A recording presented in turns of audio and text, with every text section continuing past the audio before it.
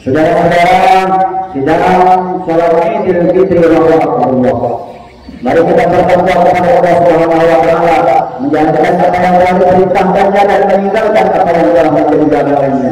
Dan mari kita bersyukur kepada Allah Subhanahu wa taala bahwa kita telah melaksanakan ibadah Ramadan 1 bulan penuh. Saudara-saudara, kaum muslimin jemaah sholat Idul Fitri rahimahullah, sejak tadi malam sampai saat ini, gemah takbir, tahmid dan tahlil mengumandang di seluruh penjuru bumi ini, baik dari kota besar maupun sampai ke desa-desa. Akan tetapi Idul Fitri tahun ini sangat berbeda dengan yang telah lalu, karena kita dalam keadaan sedang diuji oleh Allah Subhanahu wa taala dengan turunnya wabah corona ini. Akan tetapi sebagai orang yang beriman, kita tetap melaksanakan ibadah Ramadan dengan berpuasa 1 hari penuh selama 30 hari, dan kita juga telah melaksanakan sholat Id baik secara di rumah, secara pribadi ataupun berjemaah sebagian kecil daripada kita. Alhamdulillah, semuanya atas kuasa dari Allah Subhanahu wa taala dapat kita lalui dalam keadaan sehat walafiat. Saudara-saudara, ibadah Ramadan telah berlalu. Sebagaimana sabda Rasulullah sallallahu alaihi wasallam, "Man shoma Ramadan imanan wa ihtisaban ghufira lahu ma taqaddama min dhanbihi."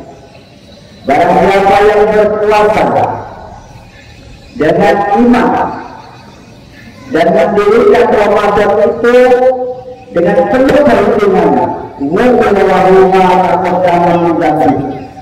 maka Allah akan mengampuni segala dosa-dosanya yang telah lalu. Seiring dengan hadis tersebut, sebagai orang yang beriman, Allah Subhanahu wa taala telah berfirman dalam Al-Qur'an, "A'udzubillahi minasyaitonir rajim. Bismillahirrahmanirrahim. Ya ayyuhalladzina amanu kutiba alaykumus syiyamu kama kutiba alal ladzina min qablikum la'allakum tattaqun." Wahai orang yang beriman, diwajibkan kepada kamu berpuasa sebagaimana diwajibkan kepada orang sebelum kamu. Dengan puasa itu diharapkan agar kamu menjadi dari orang yang beriman menjadi orang yang bertakwa. Saudara-saudara, Ramadan 1 bulan penuh kita lalui. Banyak pelajaran yang kita petik dari Ramadan tersebut.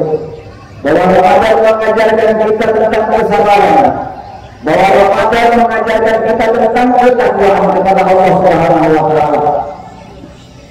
Di mana kita mengambil pelajaran tersebut dari mulai kita imsak sampai kita iftar. Tidak sedikit pun kita melanggar apa yang dikatakan oleh Allah Subhanahu wa taala. Tidak bersyukur kita makan dan minum, walaupun tidak ada orang yang melihat kita, walaupun kita dalam keadaan kesendirian. Kenapa kita tidak makan dan minum padahal semua itu adalah milik kita yang sudah dianugerahkan oleh Allah kepada kita? Karena memang puasa mengajarkan tentang ketakwaan, di mana pada saat kita beramai-ramai ataupun sendirian, kita tetap diawasi oleh Allah Subhanahu wa Ta'ala. Itulah puasa yang mengajarkan ketakwaan kepada kita. Hendaknya hikmah daripada puasa yang telah mengajarkan kepada kita bahwa setiap apapun yang kita lakukan secara beramai-ramai maupun secara sendiri-sendiri, apapun yang kita lakukan aktivitas kita sehari-hari dalam hidup dan kehidupan selalu diawasi oleh Allah Subhanahu wa Ta'ala.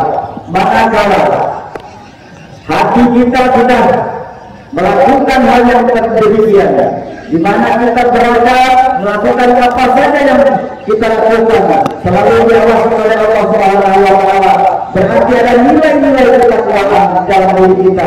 Berarti puasa Ramadan selama 1 bulan penuh ini berbekas menjadikan kita orang-orang yang lebih baik daripada yang sudah. Selama bulan Ramadan ini kita telah merasakan bagaimana lapar dan haus.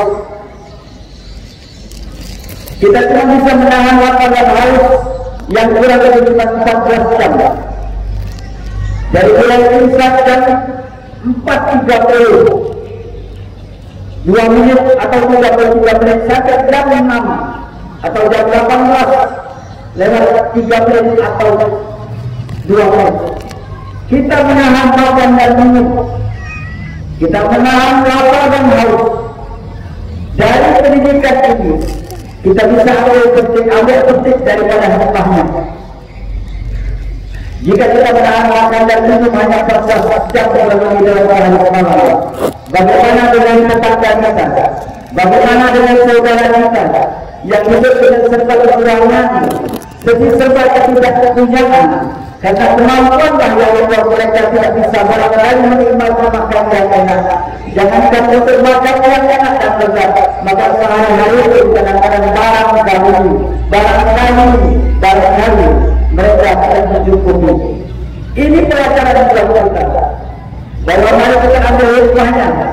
Apapun yang kita dapat, yang kita dapat, yang kita punya adalah sifat dari Allah Subhanahu wa Ta'ala. Dalam bulan Ramadan ini juga kita diperintahkan oleh Allah, bukan sekedar puasa saja, akan wajib ada rukun Islam yang berikutnya melaksanakan zakat fitrah.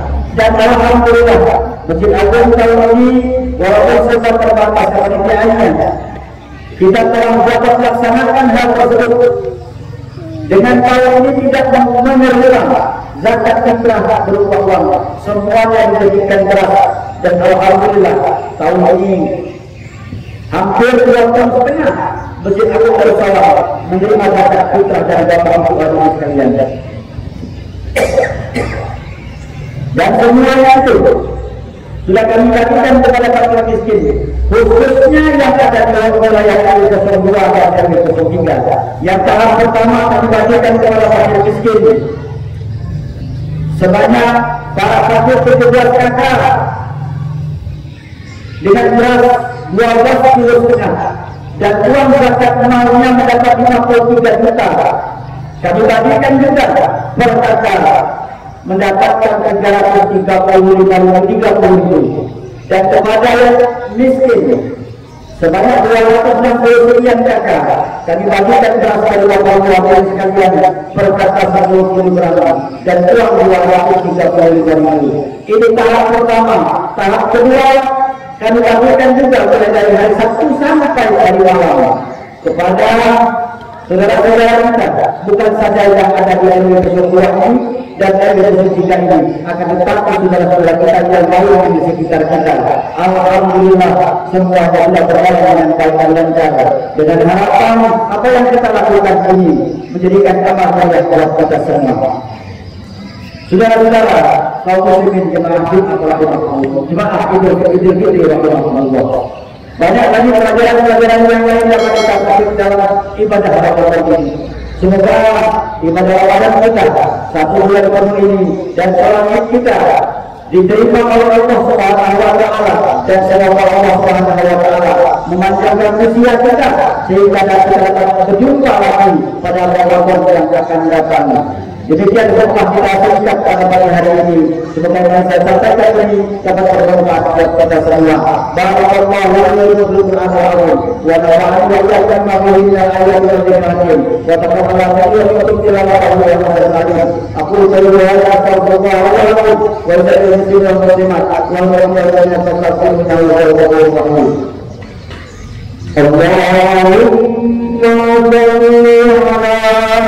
سيدنا محمد وعلى آل سيدنا محمد. الحمدلله رب العالمين والسلام على رسول الله وعلى آله وصحبه أجمعين. Usikum warahmatullahi wabarakatuh. Ya Allah, Alhamdulillah,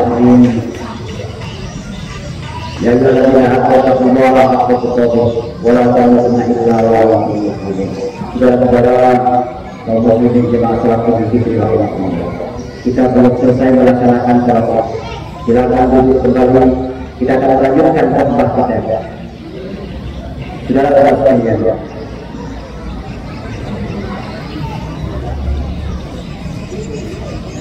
sama-sama kita ketahui bahwa kita dan lagi oleh Allah Subhanahu wa taala ujian yang ada pada saat ini.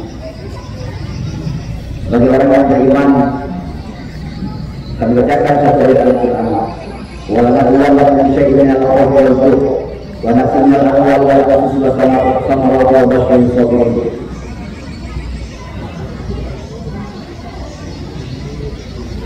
Dan kami akan menunggu dengan segala kekuatannya dari ketakutan, dari kelaparan, dari kekurangan harta, bahkan juga kekurangan jiwa, kekurangan Allah. Ini adalah ujian dari Allah. Berikan kabar gembira kepada orang-orang yang sedang berpergian. Orang-orang yang apabila dia mendapatkan ujian dari Allah Subhanahu wa taala, dia berkata, "Qalu inna lillahi wa inna ilaihi raji'un." Kita dari Allah dan akan kembali kepada Allah Subhanahu wa taala. Musibah yang melanda kita dengan merebaknya wabah Allah ini, Allah berfirman dalam Al-Quran, ma asaba musibatin fil ardi wala fi anfusikum illa fi kitabin min qabl an tabarraha inna dzalika 'alallahi yasir. Apapun musibah yang menimpa, yang diturunkan oleh Allah di muka bumi ini atau kepada kita, illa fi kitab, kecuali telah dicatat oleh Allah Subhanahu wa taala dalam kitab Al-Mahfuz jauh sebelumnya, min qabl, dari sebelumnya, an natabarraha, sebelum penciptaannya. Terlepas dari semua prediksi bahwa semua ini penyakit dibuat dan lain sebagainya, tapi itu adalah campur tangan daripada Allah Subhanahu wa taala. Allah yang menakdirkannya dan sudah tertulis sebelum diciptakan. Inna Allah ta'ala Allah yasir. Sesungguhnya inna dzalika 'ala Allah yasir. Sesungguhnya yang demikian mudah bagi Allah Subhanahu wa taala. Ketika Allah akan menghilangkan wabah ini, maka tidak ada kemungkinan dengan mudah Allah akan mengangkat. Akan tetapi kita juga harus sadar dengan kesadaran dan mengikuti apa yang telah disampaikan oleh pemerintah kita, apa yang telah ditetapkan oleh kesehatan kita, untuk selalu menjaga kebersihan kita masing-masing. Kita yakin dengan berwudu sudah bersih, dengan sholat kita sudah bersih, tingkatkan lagi untuk kebersihan tersebut. Dan kita juga wajib mengikuti pemerintah untuk menjaga jarak di antara kita, untuk menggunakan masker di antara kita. Kemanapun kita berada, dan tidaklah kita keluar rumah kecuali tidak pentingnya. Sudah saudara, jauh sebelum peringatan pemerintah, Rasulullah SAW telah bersabda, hadis dari Sayyidina Abbas radhiyallahu anhu, "Ihtanim khamsan qabla khamsin, shababaka qabla haramika, wa sihhataka qabla saqamika, wa malaka qabla fakrika, wa faragaka qabla sirrika, wa hayataka qabla mautik." Rawahu Hakim. Dari Ibnu Abbas, Rasulullah bersabda, jagalah lima sebelum datangnya lima, jagalah mudamu sebelum datang masa tuamu, jagalah sehatmu sebelum datang sakitmu, jagalah kayamu sebelum datang fakirmu, jagalah waktu kosongmu sebelum datang waktu sibukmu, jagalah hidupmu sebelum datang matimu. Jauh sebelum Rasulullah mengingatkan kita, dan kita sudah mengingatkan bahwa kita sekarang ini sedang dilanda musibah, yaitu virus corona. Pesan Rasulullah, "Wasihataka qabla saqamika." Jagalah sehatmu sebelum datang sakitmu. Protokol yang dilakukan oleh pemerintah adalah untuk menjaga rakyat Indonesia daripada penularan penyakit ini dan pencegahan serta pemutusan dari penyakit itu. Dalam kita wajiblah kita mengikuti apa yang telah disampaikan oleh pemerintah tersebut demi kesehatan kita bersama. Kita bisa menyaksikan dari televisi, dari YouTube, bagaimana seorang yang telah terpapar oleh waktu dijemput dengan sendirinya, tidak satu pun keluarga kita yang mengantarkan kita. Kita juga sudah menyaksikan bagaimana yang telah wafat dengan waktu, mereka dimakamkan, tidak ada yang mengantarkan kita di dalam. Tidakkah kita berpikir tidak kita yang terkena penyakit itu? Bagaimana nasib kita? Bagaimana keluarga kita? Akan tetapi kenapa kita masih membangkang dalam hal tersebut?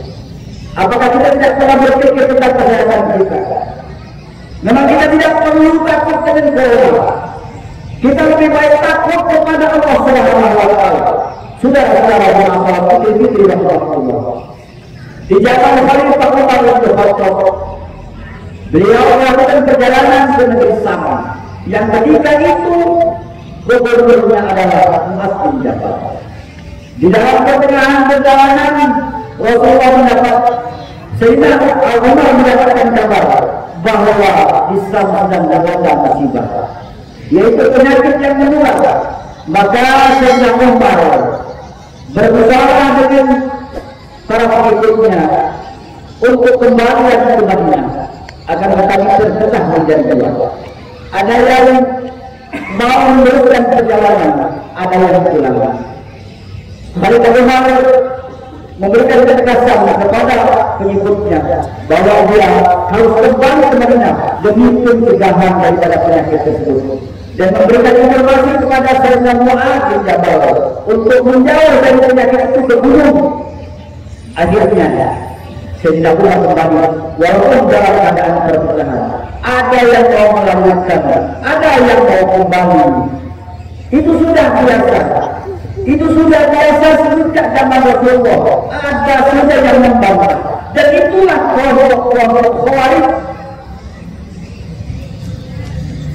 Sayyidina Umar mengatakan, jika ada dua lembah, yang satu lembah kering, yang satu lembah subur, kemudian kau membawakan kami di tempat yang kering itu, maka Allah yang menganiaya kepada makhluknya.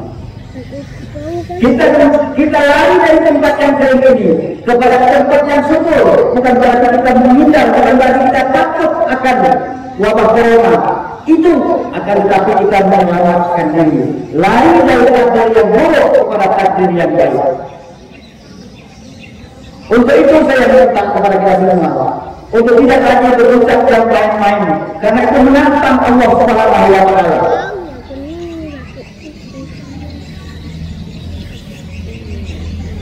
Likailah taksu ala ma fatakum wa la tafrahu bima ataakum wallahu la yuhibbu kulla khattarin kafur. Kami jelaskan yang demikian itu supaya kamu jangan berduka cita terlalu terhadap apa yang lepas dari kamu, dan supaya kamu jangan terlalu bergembira terhadap apa yang telah diberikannya kepadamu. Dan sesungguhnya Allah tidak menyukai setiap orang yang sombong dan berani membanggakan diri. Pelajaran demi pelajaran kita ambil, kita petik demi kesehatan kita. Yang kelima, Rasulullah bersabda, wa hayataka qabla mautik, jagalah hidupmu sebelum datang matimu. Inilah yang perlu kita terapkan dalam hidup dan kehidupan kita sehari-hari. Kita jaga lingkungan kita, kita jaga keluarga kita, kita jaga masyarakat kita dengan mengikuti apa yang telah disampaikan oleh pemerintah dan dari tim kesehatan. Akhirnya kita berdoa kepada Allah Subhanahu wa taala. Bismillahirrahmanirrahim. Alhamdulillah karena sakit namanya yang menjadi yang mau terima. Ya karena alhamdulillah yang berjalan dari kerja Allah Subhanahu. Allah Allahumma salli ala Muhammad wa ala ali Muhammad wa ala